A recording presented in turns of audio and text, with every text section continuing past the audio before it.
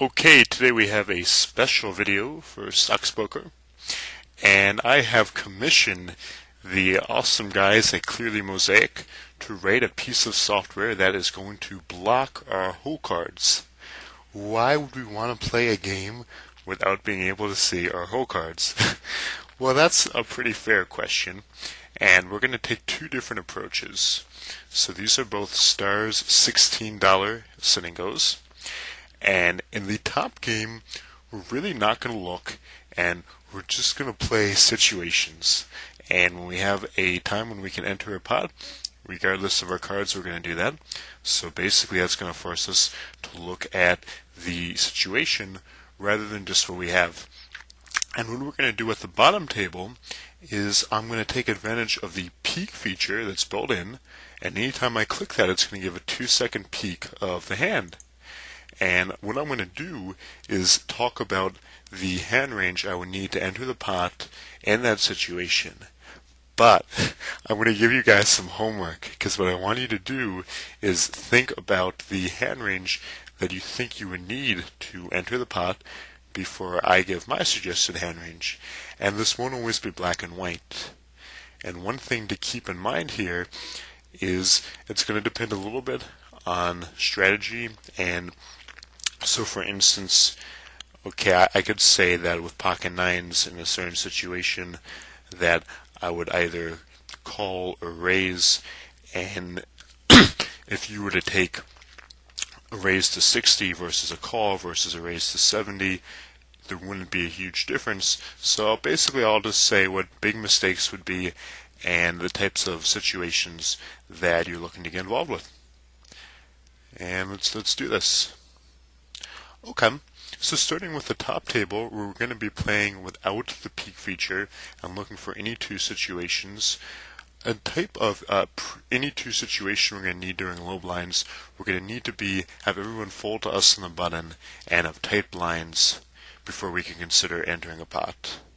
So this is going to be real tough relative to cash MTT play because SNGs are pretty card dependent.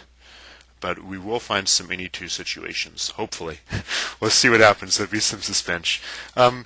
Here, okay, we would need a hand such as pocket nines or better, or ace jack or better would be the raising hands with, and anything else we would check.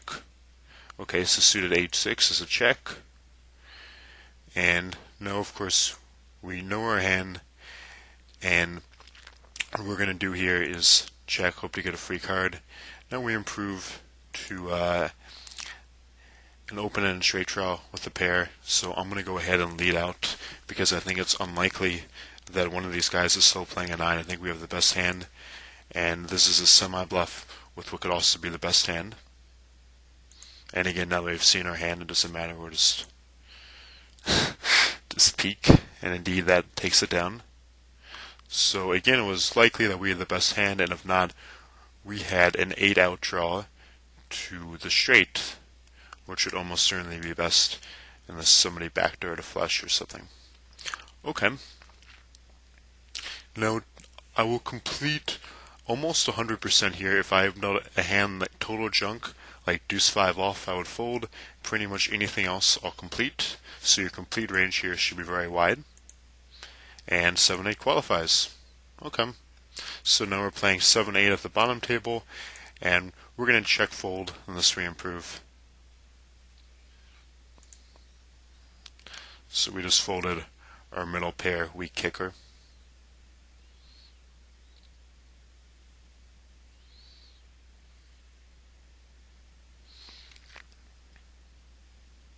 Okay, now we're on the button. And the small blind is looking very tight. He has a VPIP of 0 after 16 hands. The big blind is a little looser. So I would come in here with pretty much any pocket pair, any mid-high suited connectors, any decent ace, pretty much any two Broadway cards. That would be my rough range. And when I do, I'd raise about 80 to 90 chips. Jack 6 is too weak, so we fold. And you could also very well have a tighter range. So this is a range that I would have knowing a little bit about the small blind, and because I'm kind of used to this format, I can get away from hands pretty easily when I know I've missed. But if you're newer to SNGs and you don't want to take the chance, that's cool. So you could very well play a much tighter range, when it's folded to you in the button and you have the chance to open there, and play hands such as pocket pairs 7 and above, as well as, I don't know why I'm folding that here. Okay, so now with a raise to 3 blinds, we're going to need a hand such as pocket 10s or ace king. I wouldn't even play ace queen here with an early raise, too big a risk of being dominated. So roughly pocket 10s or ace king. Okay, going back to our discussion of button opening range. So if you wanted to play, say, pocket 7s or better, ace 8 or better, king queen, then you could do that without losing a lot of equity. So I am playing a slightly wider range again because I know a little bit about these guys, and because I'm feeling pretty confident I can get away from a second best hand. But if you want to play tighter, during low blind play, it's always a big mistake to mistakenly get involved than it is during high blind play, when if you make a big aggressive play, it's going to be a lot smaller mistake in general than it will be in low blind play. And again, that's because you gain equity with every player that's eliminated, equity being the dollar value of your tournament entry fee. And because you gain equity with every guy that gets eliminated, you need a nice advantage during low blind play. So again, the guys that I coach and stuff, you have to play really, really tight for me to tell you that you're definitively playing too tight during low blind play. For instance, stats of VPIP, PFR of 6 and 4. And you'll see guys like that. That's crossing the line a little. That's too tight. But even 8-6 is fine.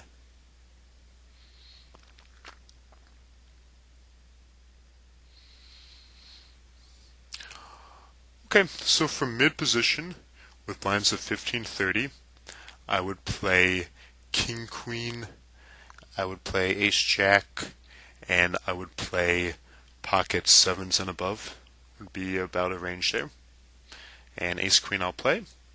And you could raise here anywhere from about 70 to 100. I'll come in for 80. Don't know if you can see that. So 80 chips, and we'll fold the random distribution there. This guy checks to us. We'll make a C bet of 100 chips into 175 pot. He could fold immediately.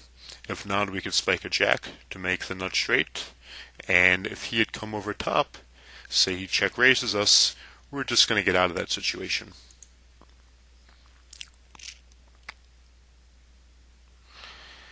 Blinds of 25-50, a third to act at 9-handed table. Now we'd want probably ace king, pocket 9s or better, and not even like suited queen king. I think would be a borderline laydown there, and suited queen jack will definitely lay down. One thing you notice about the upper table, you're probably thinking, when is this guy going to play a hand not being able to see his cards? And we're evaluating stats on these guys as we play. So we do have tracking software running. And if we don't have any good opportunity to make a steal raise, perhaps we have a guy raising to 3 blinds and a caller and we're getting shorter stacked, we could just come over top pretty much with any 2. But if we don't have good situations like that, we'll just raise until we begin getting shorter stacked, and a few guys have hopefully gotten eliminated, and then begin attacking. And I'm not saying that this is going to be the optimal strategy by any means. What I'm saying, though, is that sometimes your cards don't matter a lot, and looking for situations is very important in any form of poker. Certainly the no-limit forms.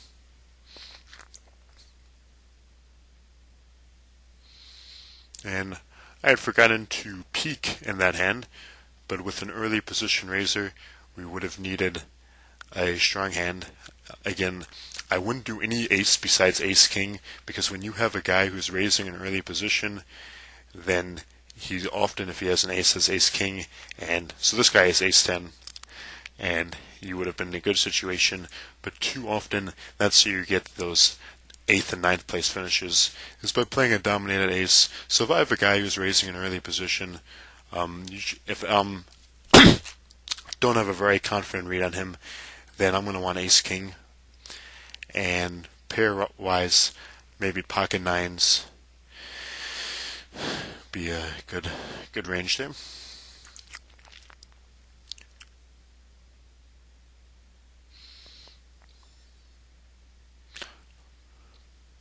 Okay, now on the top table, Savano has limped at least once or twice during the 25, 50, and 50, 100 stages, so he could well be a high blind limper.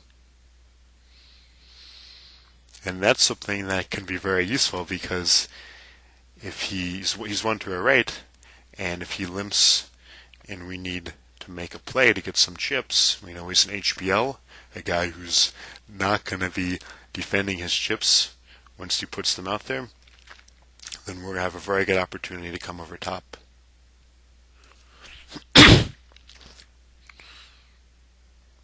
Okay, now if it's folded to me in the small blind during 25-50, I would have completed very wide against this absolute tightwad with a VPIP of 3.2 in the small blind.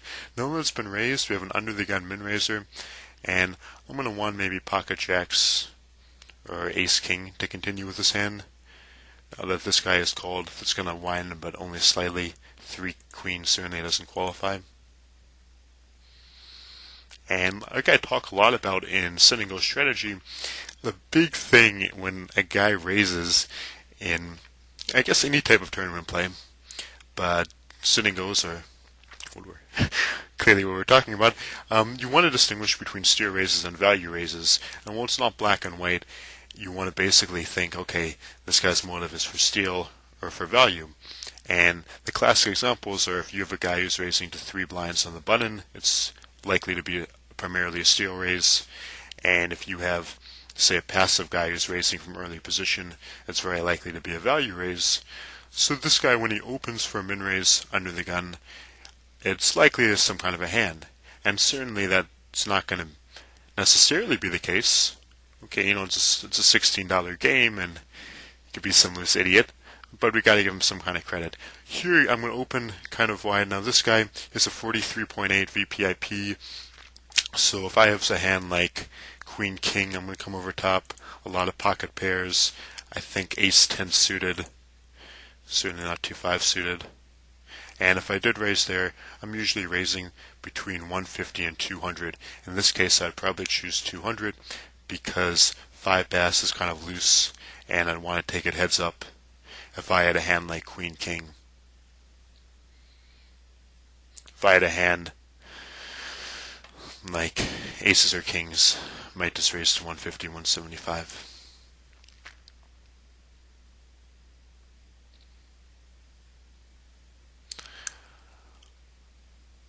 Okay, we're not going to be able to make profitable any 2 shoves in this position until we're at around 7 or 8 blinds effective stacks.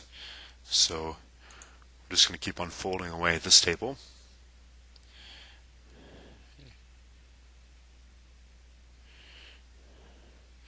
Okay, we have an early guy who's kind of loose aggressive, a 35-15 VPIP PFR. He's raising to 3 blinds, and I would come over top, I think play with range of around pocket 8s or ace jack suited, ace queen offsuit. And with most of those hands, I would go ahead and re-raise.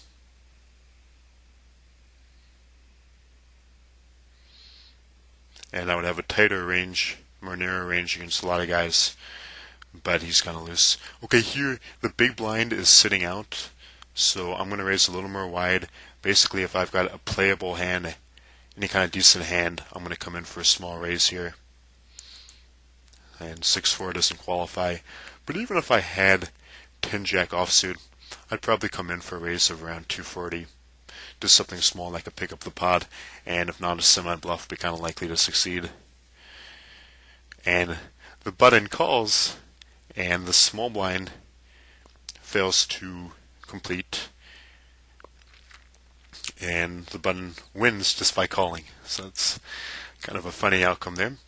And now from middle position, I'm going to raise maybe Queen, King, and Ace, Jack, Pocket Sevens, about the range.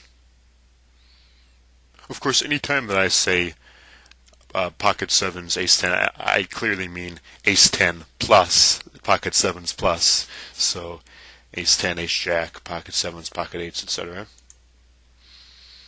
And this time I'm glad I didn't raise with a Ace Jack type hand. Pretty similar range this time. UTG plus 1. Okay, here we have this Molia turned out to be HBLing. Zavano came over the top and wasted your money called. This is kind of loose play on all fronts, and you don't want to be making that type of a play from early position, because Moyedad doesn't look like he has a VPIP of 15.4, which isn't super loose, particularly for a lower stakes game. Same kind of range here. And Ace 9 is too weak. You could also have a guy who wakes up with a stronger hand, and that's exactly what happened with wasting your money. Here, if we have a complete from Moyedad, I'm going to shove any 2. And there's definitely looking like there's some dead money, and unfortunately the combination of the first limper being under the gun and clearly wasting your money's raise, we can't go over top. But if we had, say, 1 or 2 confirmed HBLs there, then we would just reshove the random distribution. And when you don't know your cards, that's what you're playing. Every hand you got the random distribution. Okay, if it's folded to me, I'm going to shove any 2. And if Moyedad limps, I'm just going to shove. Okay, random 2 shove. Hope I don't get knocked out the first time I do this. Yes, we take it down with 8-9. Okay, fine shove. Here after Shugen's raise, we'll come over top with maybe Pocket 8s, Queen King, or Ace 10. It's going to be about our range. And we can shove 7 or 8 blinds from the button with the random distribution.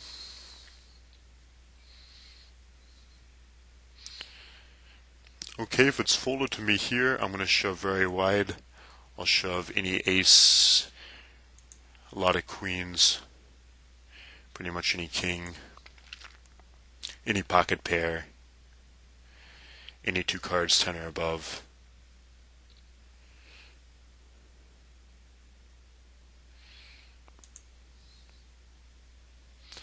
Okay, here I would need about ace, pretty much any suited ace, about ace 6 offsuit, assuming this guy had folded. Now that he's come in with the raise, we're going to need some kind of quality hand. I think I would want at least pocket 8s or ace jack, maybe queen king suited. King 9 doesn't qualify. And again, if he had folded pretty much any suited ace, any mid offsuit ace, a hand like king 10 off, queen jack off would be a qualifier. And now we're going to need a stronger hand being 1 off the button. And that would be a hand that we would shove from the button, but 1 off the button, I think I would want about suited ace 8 or offsuit ace 10 to shove nearly 10 blinds from 1 off the button. In the top arena, our stack has dwindled to 6 blinds. So what that means is that once the blinds pass us, okay, we're going to have 940 left, and that will be enough that we can still steal, but we're going to need to steal 1 time in the subsequent orbit. So we're going to be looking to steal first a play after the blinds pass us. Okay, here we're come over top of this guy with any mid-high pocket pair, maybe ace-10 suited would be about the cutoff. We can't open shove 6 blinds with a random distribution under the gun.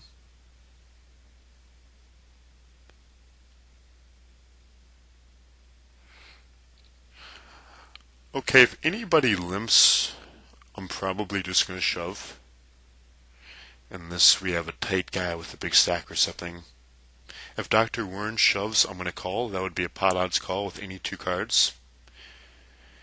And if Moyedad limps, I'll call. I'll shove.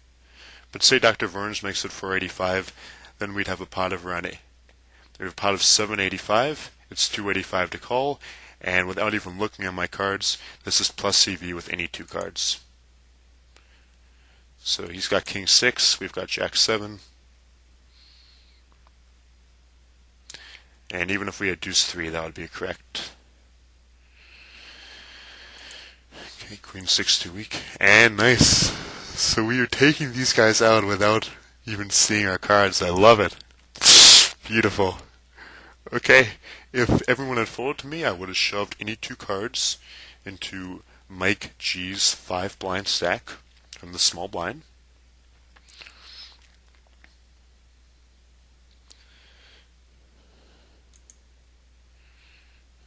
And we'll notice that Waste Your Money is playing a pretty laggy style now. He's 30-20 VPIP PFR.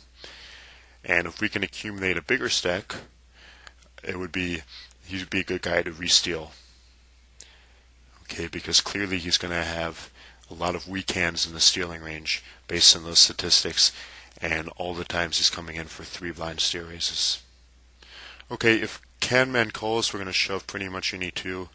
King A more than qualifies. The only time I wouldn't shove in a situation like that would be if I had already shoved on him and had a weak hand, or maybe if he was a real aggressive guy from the stats and I had a very weak hand, but I need a very compelling reason. Okay, clearly I need a strong hand now that Be Serious has entered. If Be Serious had not entered, then I would shove any ace, any king, any pocket pair, and any 2 cards 10 or above roughly into C-Talk. Now I'll be playing the sister value. 10-2 is a clear fold. You guys probably knew I'd fold 10-2. But just to be clear, 10-2. Fold that. Okay, C-Talk wins with his set of 3s. We're down to 5-handed, which is good. We accumulate more equity. I'll shove fairly wide from the button. A lot of kings, any ace. Okay, I don't have much fold equity if I come over top, because I can only raise about 3.5 times his amount. So I'm going to be pretty much playing for value. A lot of pocket pairs, queen, king, maybe ace 9, like ace 8 suited or ace 10 offsuit.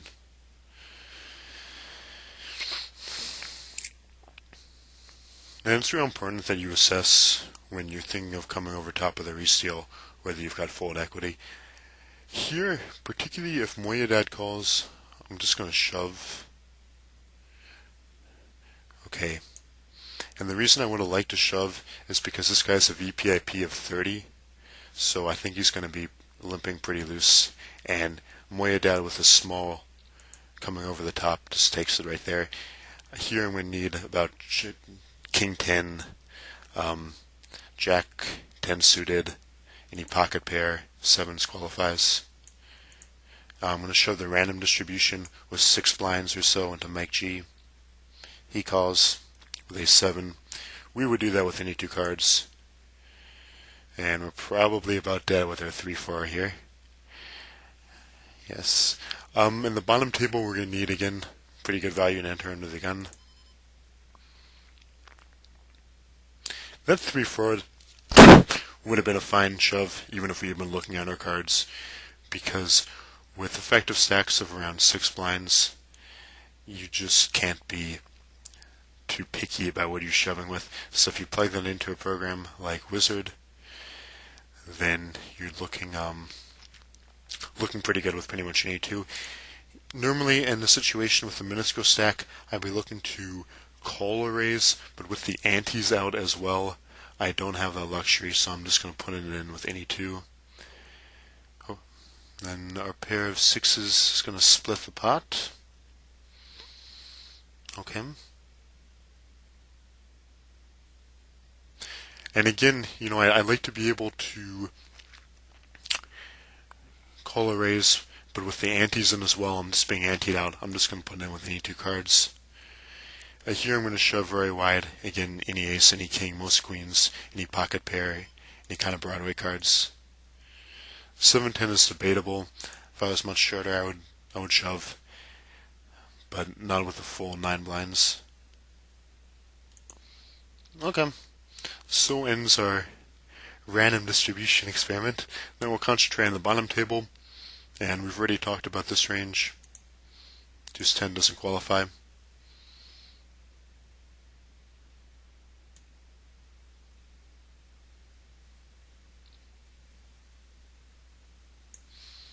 Okay.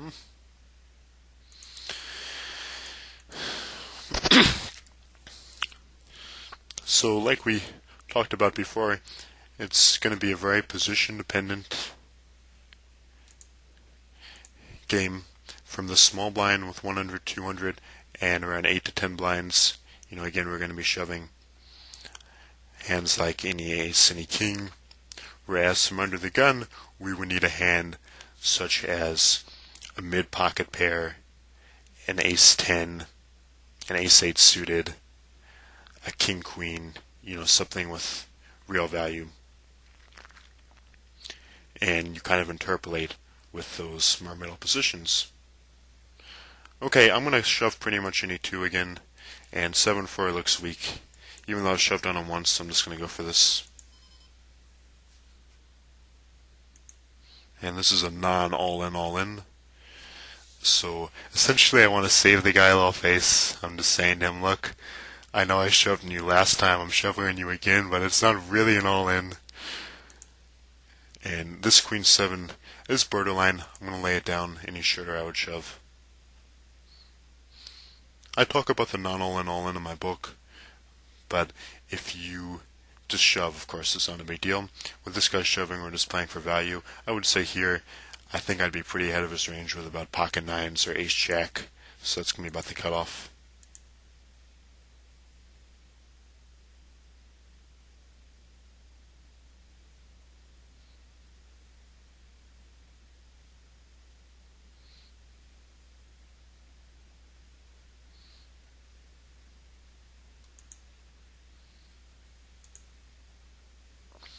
Apologize about that. Okay, now with the introduction of the antes, we're going to be coming in a lot wider. So now, for instance, any pocket pair I would shove. Ace-queen. Ace-queen would qualify, of course, without the antes here. With the antes, I would shove even as low as perhaps ace-8, most suited aces. And it's because there's an extra 125 in dead money on the table. Okay, we're up against pocket 5, so we'll flip for this one. And not looking so good going into the river. And with the antes, we're going to have to call any 2. Doesn't matter what we have. So king queen suited, we'll hope that holds up and have a kind of anticlimactic race against jacks.